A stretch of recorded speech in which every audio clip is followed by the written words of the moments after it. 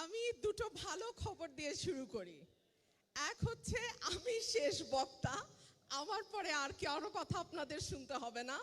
আর দুই হচ্ছে আমি খুব বেশি লম্বা সময় নেব না, কারণ শেষে বলার তো কিছু ঝামেলা আছে, বুঝছেন। শেষে বলতে হলে যারা শ্রোতা দর্শক থাকেন তারাও ক্লান্ত হয়ে যান, ক্ষুধার্ত হয়ে যান, তার উপরে আজকে তীব্র গরম, আর যে বলে সেও ক্লান্ত থাকে। সুতরাং খুব বেশি কথা যে আমি আপনাদের সাথে আজকে বলবো তা না।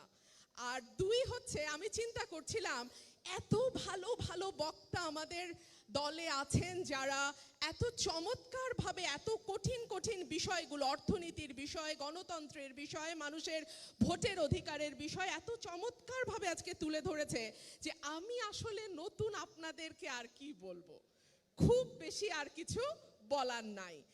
যেই কথাটা দিয়ে আমি আসলে আজকে শুরু করতে চাই, আমরা কেমন নেতা চাই? আমরা তো সবাই রাজনীতি করি, কি করি না সবাই?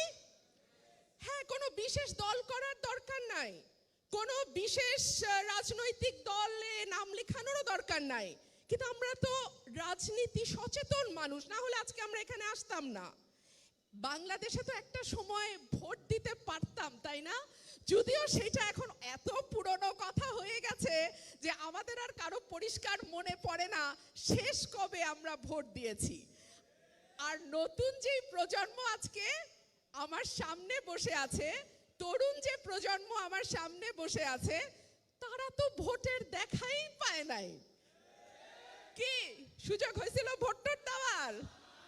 সেই উপজেলা নির্বাচন বলেন আর জাতীয় নির্বাচন বলেন, ভোটের আর কোনো জায়গা নাই।